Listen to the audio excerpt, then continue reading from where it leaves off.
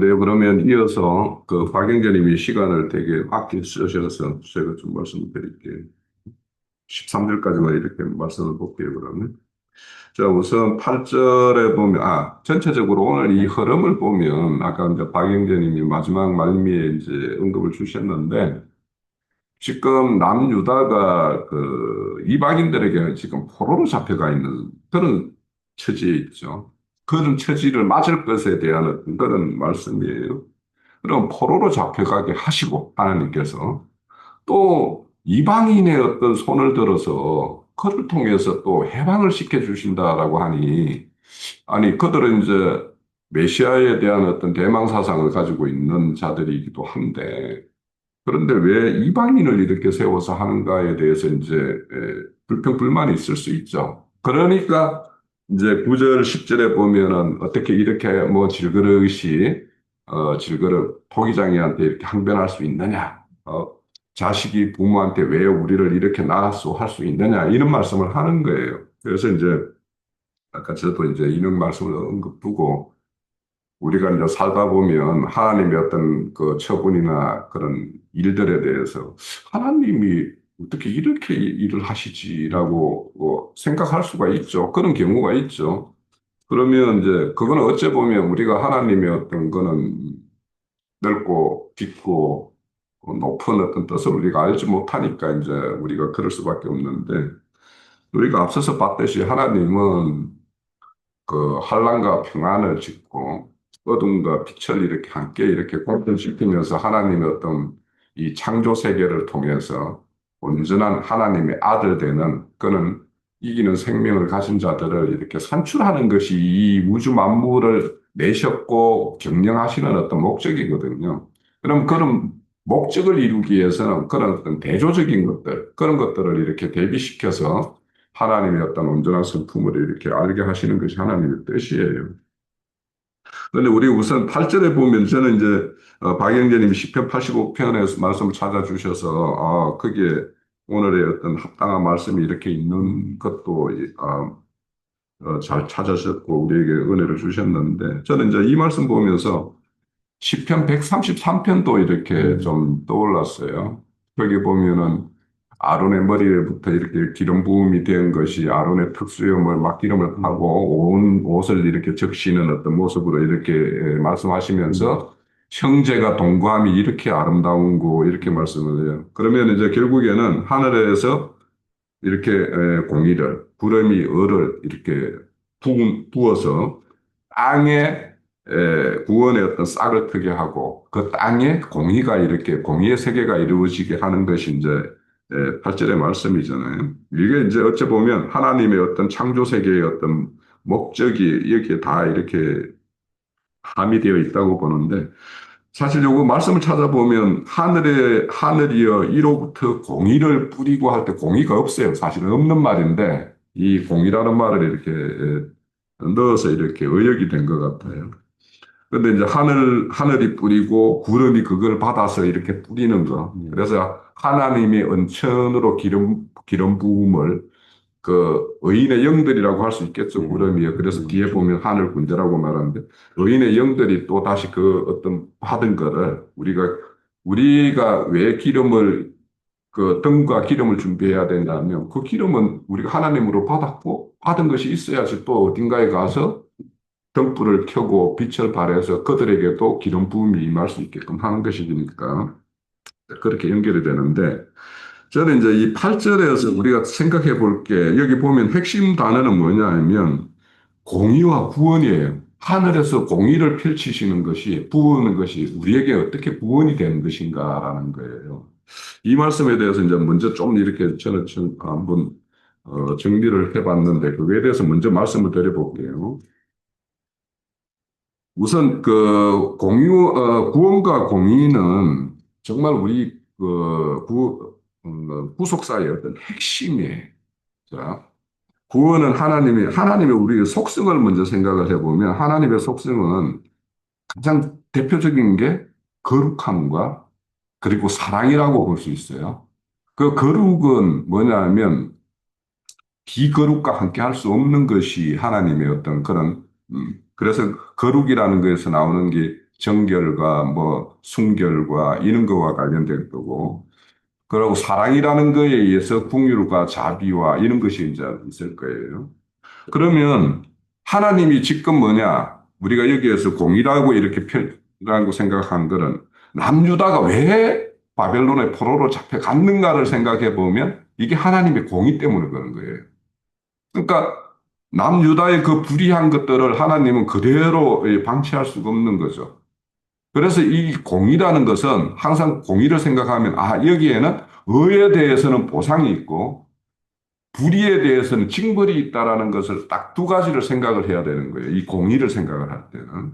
그래서 하나님은 그 공의의 세계, 창조 세계는 하나님의 어떤 질서 세계인데 그 질서를 깨트리는 것에 대해서는 반드시 뭐냐면 심판이 있는 거예요. 그 어떤 질서에 순응하는 자에게는 하나님이 복으로 이렇게 주시는 거예요. 그래서 오늘 이제 우리가 아까 찬양에서도 가면 우리가 어떤 어려움과 질고와 이런 것들에 대해서 하나님의 앞에 그런 것들을 다 풀어내고 하나님의 어떤 신령한 복을 받기 위해서 우리가 이제 교회에 모임이 있는 건데 이게 똑같은 거예요. 그래서 이제 하나님의 어떤 공의는 죄에 대해서 심판이 필연적인 거예요. 그리고 하나님의 뜻 가운데 행하는 자에게는 보상이 있는 거고, 그래서 인간들이 다 죄를 범하되, 그래서 하나님의 영광에 이르지 못한다라고 이렇게 말씀을 해요. 그러면은 그 영광에 이르지 못하는 것을 그대로 둘 수가 없는 거죠. 이스라엘 민족은 하나님에게 의해서 세움을 받은 민족이고, 그들의 그렇게 불의한 것에 대해서는 징벌을 행함으로 인해서 다시 돌이키게 하는 것이 하나님의 어떤 공이죠. 그런 거죠. 그러면 이제 이 공의를 하나님께서는 세우셔야 되는데, 이 공의가 결국에는 생명세계의 어떤 질서인데, 깨어진 질서를 바로 세우기 위해서는 그런 어떤 징벌을 행해야 되는데, 그럼 징벌을 행하는 것으로 끝난다라면 하나님은 그냥 공포의 하나님으로 끝날 텐데, 그러면 인간이 스스로 죄로부터 벗어나서 하나님의 뜻 가운데로 나아올 수 있는 길이 있다라면 예수님이 이 땅에 오셔서 자신을 희생제물로 드릴 이유가 없는 거죠. 그래서 이 구속사는 결국에는 예수님이 이 땅에 오실 수밖에 없는 것은 하나님의 공의를 만족시킬 수 있는 방법은 하나님이 직접 오셔서 그 대속의 어떤 길을 열지 않으면 하나님의 공의가 만족될 수가 없고 또 그렇다면 그런 어떤 공의가 만족될 수 없으면 하나님의 어떤 사랑이라는 것은 통째는 양면과 같아가지고 이것이 두 개가 다 충족이 돼야 되기 때문에 예수님이 이 땅에 오실 수밖에 없는 거예요. 그래서 그분이 대속하시는 것은 그 사랑의 하나님으로서 그들에게 구속의 어떤 또 구원의 어떤 길을 열어주기 위함의 한 면이 있고 다른 한 면은 하나님의 공의적인 요구를 만족시켜야 하기 때문에 그 두 가지 측면인 거예요. 그래서 우리가 어, 예수님이 이 땅에 오시면 첫째는 사랑의 어떤 그래서 그들의 어떤 그 지금 거짓된 것들 뭐 이런 것들에 의해서 이렇게 사로잡혀 있는 것에서 대해서 풀어내야 되겠다라는 것이 있고 그가 십자가의 죽으심은 뭐냐면 하나님의 어떤 공의를 만족시키기 위한 거예요. 그래서 우리가 이런 어떤 구원과 공의를 오늘 우리 말씀해 보면 뒤에도 계속 공의라는 말씀이 계속 나오는 거예요. 공의라는 거 왜 이렇게 하냐? 너희들이 범죄하지 않았다라면 남유다 너희들이 지금 내가 이방인으로 이제 너희들을 포로를 잡혀가게 하고 또 이방인을 세워서 너희들을 해방시키겠다고 하니까 뭔가 속으로 하나님 이게 맞습니까? 뭔가 이렇게 속으로 다들 마음을 품고 있는 거죠. 그걸 하나님이 그들의 마음을 속마음을 알기 때문에 이런 말씀을 통해서 너희들이 지금 너희들이 야곱을 보고 어제 뭐 형제님도 지렁이 같은 야곱 응? 지금 뭐냐 하면 하는 짓으로 보면 이스라엘이 지렁이와 같은 어떤 그런 짓을 하고 있는 거예요. 그런데 그런 지렁이 같은 것에 그대로 처분에 이렇게 두는 것이 하나님의 뜻이 아니라 그를 또 다시 세워서 야곱을 이스라엘로 이렇게 세우는 것이 하나님의 뜻이기 때문에 이제 이런 어떤 공의와 구원이라는 것을 동시에 이렇게 언급하고 있다라는 것을 우리가 먼저 생각을 하면 되겠고요. 그 구절에 뭐 질그릇이라는 것은 우리 뭐 그 고린도 후서 4장인가 우리 질그릇의 보배를 가진 우리 믿는 자들을 이렇게 그렇게 표현하잖아요. 그러니까 우리는 육신의 몸으로 보면은 이건 언젠가는 깨어지기로 이렇게 작정되어 있는 것이고 그렇지만은 그 안에 우리는 예수님의 어떤 그 영과 연합된 속생명을 가지고 있는 어떤 그런 보배를 가지고 있는 자죠. 그래서 참으로 성경에서 말하는 보배가 무엇인가? 이 세상이 말하는 보배와 성경이 말하는 보배가 무엇인가에 대해서는 우리가 너무도 이제 잘 알고 있기 때문에 그래서 우리가 뭐 아까도 이제 그 집회 전에 여기 왔다가 이렇게 보면은 잠시 이제 여기 전거되는 말씀을 받고는 은혜를 받고는 돌아서면 그들이 왜 옛날 모습으로 돌아가는가 하는 걸 보면 여기 와가지고 하나님의 어떤 복된 보배와 같은 이런 것들을 이렇게 가지고 있으면 그 용이라는 것은 자기가 용이 가장 귀하게 여기는 게 뭐냐면 여의주 아닙니까?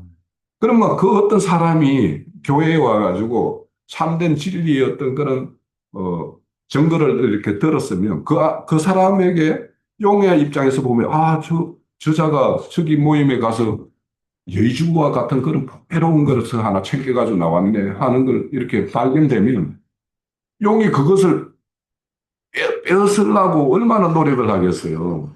그러니까 여기 왔을 때는 잠시 함께 할 때는 은혜를 받지만 나가면은 옛날 모습으로 돌아가는 것은 그에게 있는 그 용이 볼 때 자기에게 그 여의주와 같이 귀한 것을 새로운 나에 속했던 사람이 저기 가더만 정말 보배로운 것을 챙겨 나오니까 저것을 그대로 둘 수가 없는 거죠. 그러니까 용의 역사가 일어나는 거예요. 문만 열고 나가서 혼자 이렇게 공간에 가서 생각하면 그 사람 안에 이렇게 잠시 들은 걸로 인해 가지고 그 사람의 어떤 정신 개조가 일어나는 건 아니잖아요.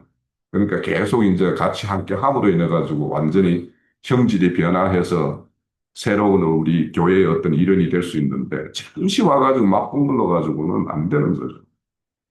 그래서 그런 이제 전제성인데 그래서 여기 뭐 9절, 10절은 다 그런 말씀이에요. 왜 이방인을 세워서 이렇게 이방인들에게 우리 하나님의 어떤 민족을 이렇게 욕보임십니까? 왜 또 이방인을 세워서 우리를 구원한다고 하십니까? 이런 것들이 다 이렇게 자기 스스로 선민 사상에 빠져 있는 사람들은 모욕적이라고 생각을 하겠죠. 근데 여기 보면 아까 이제 박영재님이 내가 만든 것은 그는 손이 없다 말할 수 있겠느냐 하는 손이라는 것은 손재주를 말하는 거예요. 솜씨가 왜 이리 형편없느냐 이렇게 말할 수 있느냐 이렇게 말씀을 하는 거예요. 그래서 우리가 뭐 이렇게 이상하게 뭔가 기대하는 바가 있는데 그거와 비해서 형편없는 것을 만들어내면은 이거 손 없네 뭐 이런 말을 가끔 자주 듣지는 못하지만 그런 말을 하는 것과 같은 그런 어떤 의미라고 생각을 하면 되겠고. 그래서 이제 우리가 여기에서 생각할 것은 질그릇, 여기 토기장이와 뭐 뒤에 아버지와 이런 것들은 어떤 산물의 어떤 근원이죠. 그죠? 자식의 근원은 아비가 될 것이고, 토기의 근원은 토기장이가 될 것인데, 그러면 이 토기장이와 토기, 아버지와 아들 그 관계는 어떤 생명적으로는 결탁관계에 있죠, 분명히. 토기장이 없으면 토기가 없을 것이고, 그 토기가 없을 것이고. 그런데 이제 그 어떤 생명 단계에 있죠. 뭔가 지은이와 지음을 받으니. 이 어떤 격차는 형용할 수 없는 거죠, 사실은. 우리가 뭐 손재주가 있어서 인형을 하나 만들었다고 쳐봐요. 그 인형을 만든 자에게 뭔가 요즘에는 뭐 흉내도 내고 뭐 이렇게 하는 것들도 뭐 이렇게 있기는 한데 그 격차는 어마어마하죠. 근데 이제 요즘에 인공지능 시대가 딱 되니까 이게 좀 헷갈려요. 분명히 인간 개인의 능력보다는 인공지능이 훨씬 뛰어난 면이 있거든요. 이, 제가 이제 예전에는 참 바둑을 좋아해서 바둑을 많이 떴는데, 이 바둑만은 인간에게 그 컴퓨터가 이기지 못할 거다라고 생각했는데, 지금은 인간이 그 인공지능을 이렇게 결착되어 있는 컴퓨터 바둑한테 게임이 안 돼요.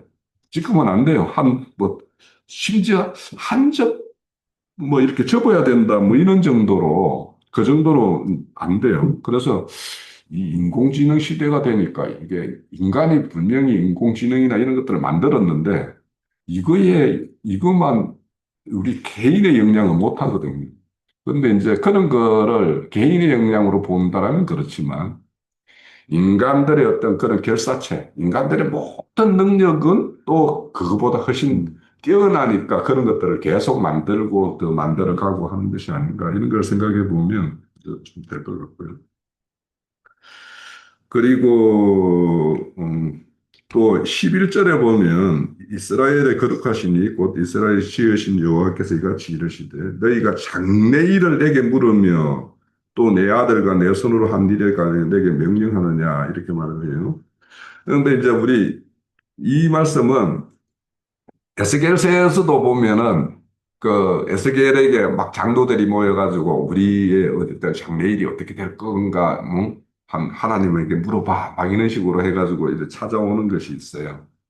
그런데 그 찾아오는 그런 장로들의 어떤 속 마음의 어떤 정신 세계는 많은 신들 중에 자기가 섬기는 신들 중에 자기가 지금 섬기는 신들 중에서 물어본 것도 있고 했는데 그럼 에스겔 선지자 네가 섬기는 그 하나님에게는 우리 어떤 장래일이 어떻게 될 건지 한번 물어봐봐 해가지고 찾아오는 자들이 있어요. 그 에스겔서에 그런 설명이 있어요.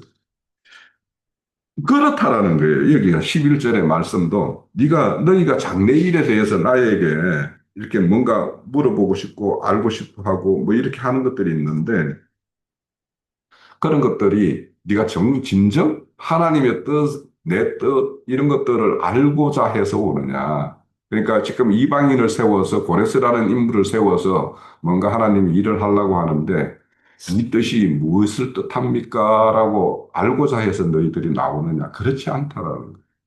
단신 지금 바벨론에 이렇게 포로잡혀가지고 육체적인 어떤 그런 고통을 당하고 정신적으로도 이방인들에게 이렇게 자신들이 수욕을 당하는 것에 대해서 못마땅하니까 언제까지 이런 처분을 처분에 이렇게 둘 것인가 하는 것에 대해서 항변을 가지고 있는 속마음을 가지고 이렇게 찾아온다라는 그런 것을 이제 말씀을 하고 있고요.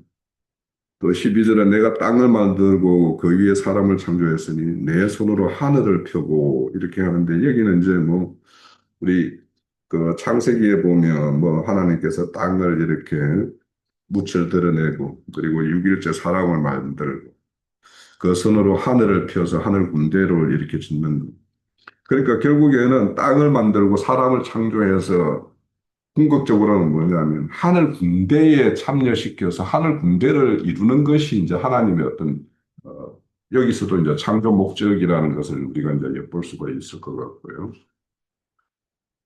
또 13절에 내가 공의로 그를 일으킨지라 그의 모든 길을 곧게 하리니 그래서 여기에서도 이제 그 하나님께서 공의를 베풀어서 최종적으로 뭘 이루고자 하는 것인가 하는 것도 이제 말씀이에요.